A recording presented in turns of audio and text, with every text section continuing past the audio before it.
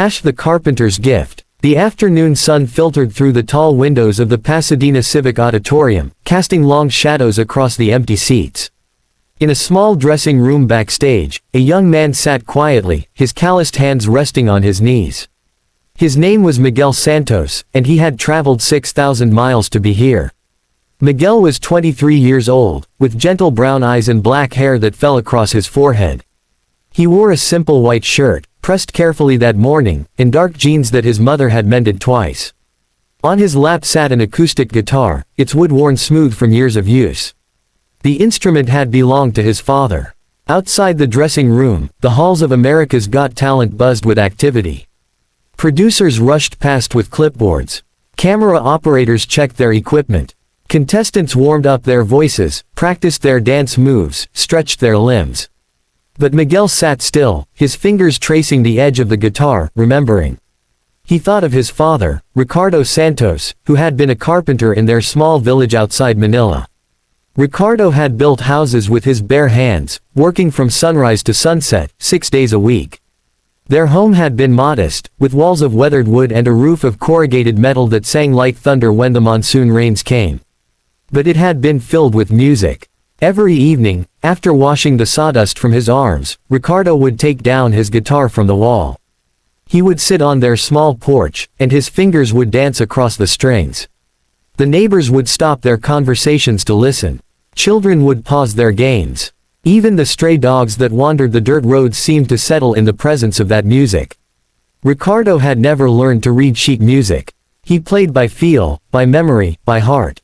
He had taught Miguel the same way, placing the boy's small hands on the guitar when he was only 5 years old, guiding his fingers to the right positions, humming the melodies until Miguel could find them himself. Music is not in the notes, Ricardo would say, his weathered face creasing into a smile. Music is in the space between the notes. It is in the silence. It is in what you feel but cannot say. 3 years ago, when Miguel was 20, his father had fallen from a roof. It was a simple accident, the kind that happened too often to men who worked with their hands and their courage. One moment Ricardo had been hammering shingles into place. The next moment he was on the ground, his body broken, his breath growing shallow. At the hospital, in those final hours, Ricardo had held Miguel's hand. His grip was weak, but his eyes were clear. "Promise me something," Ricardo had whispered. "Anything, Papa. Keep playing. Keep the music alive. And one day, when you are ready, take my guitar somewhere far away. Let the world hear what we have here. Let them know that beauty can come from anywhere, even from a carpenter's hands." Miguel had promised. But keeping that promise had proven harder than he imagined. After his father's death, Miguel had needed to work. His mother, Elena, cleaned houses in the city, but it was not enough to support Miguel and his 2 younger sisters. So Miguel had picked up his father's tools. He had learned to measure wood, to cut straight lines, to drive nails with precision. His hands, which had been trained for guitar strings, grew rough with splinters and calluses. For 2 years, he had barely touched the guitar. It hung on the wall of their home, silent, gathering dust. The music that had once filled their evenings faded into memory. Miguel would look at the instrument sometimes, late at night, and feel a hollow ache in his chest.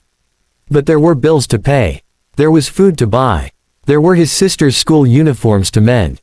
Then, 6 months ago, something had changed. Miguel's younger sister, Carmen, who was 14, had come home from school crying. A boy had mocked her for her worn shoes, for her accent, for being poor. She had locked herself in the room she shared with their other sister and refused to come out. Miguel had stood outside the door, uncertain what to say. He was not good with words. He had never been. But his father's voice had echoed in his mind, "Music is what you feel but cannot say." So Miguel had taken down the guitar. He had wiped away the dust. And he had begun to play. He played the songs his father had taught him. He played the melodies that spoke of home, of love, of persistence. He played until his fingers remembered their purpose, until the calluses from his carpentry work found harmony with the strings. The door had opened. Carmen had emerged, her eyes red but curious. She had sat beside him on the floor, and Miguel had kept playing. He did not speak. He did not need to. The music said everything. Afterwards, Carmen had hugged him. "Papa would be proud," she had whispered. That night, Elena had watched Miguel play, tears streaming down her face. "You have to keep this promise to your father," she had said. "You have to try." It had taken 4 months to save enough money for the plane ticket to America. Miguel had taken extra carpentry jobs, working late into the night. His mother had contributed her savings. Their neighbors, hearing of Miguel's plan, had donated what little they could spare. When Miguel had protested, saying he could not accept their money, an elderly woman named Mrs. Reyes had pressed coins into his palm. "This is not charity," she had said firmly. "This is investment. We are investing in beauty. We are investing in your father's dream. You will go to America, and you will play, and you will remind them that we exist. That we matter. That we too have songs worth hearing." Now, sitting in the dressing room, Miguel felt the weight of all those expectations pressing down on his shoulders. He thought of his mother, awake right now in Manila despite the time difference, praying at the small altar in their home. He thought of his sisters, who had saved money to buy him the white shirt he wore. He thought of his neighbors, gathered around Mrs. Reyes's television, waiting to watch when the episode aired. A knock on the door startled him from his thoughts.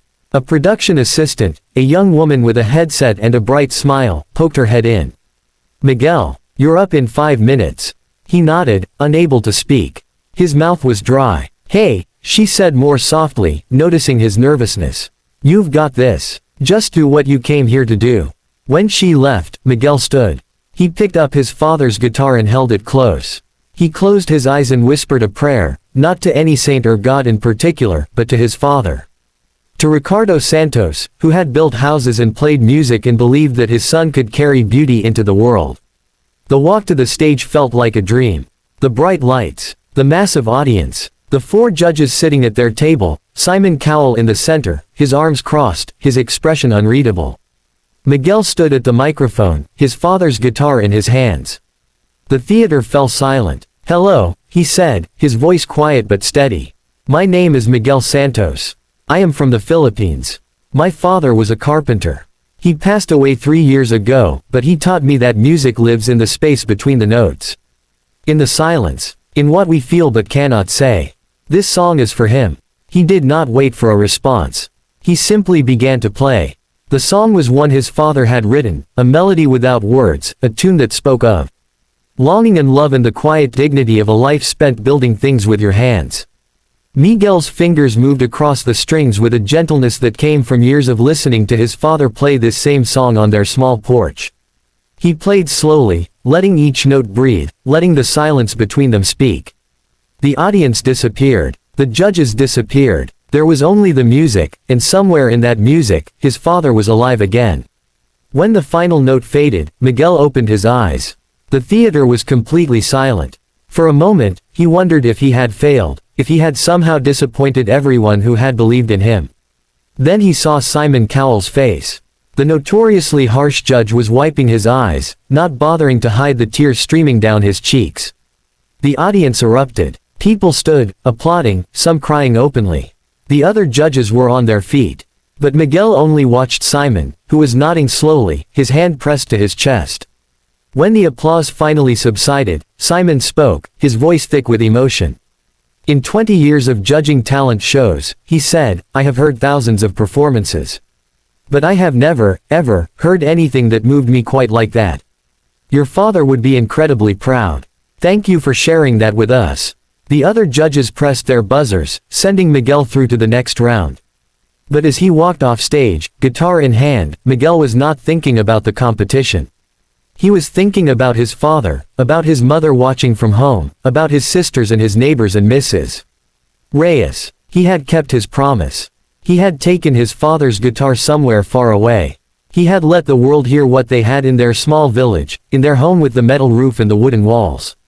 And in doing so, he had learned something his father had tried to teach him all along. That beauty does not come from wealth or fame or polished stages. It comes from the heart. It comes from the hands that build and create and love. It comes from the space between the notes, where all the things we cannot say find their voice. Miguel Santos, the carpenter's son, had finally understood.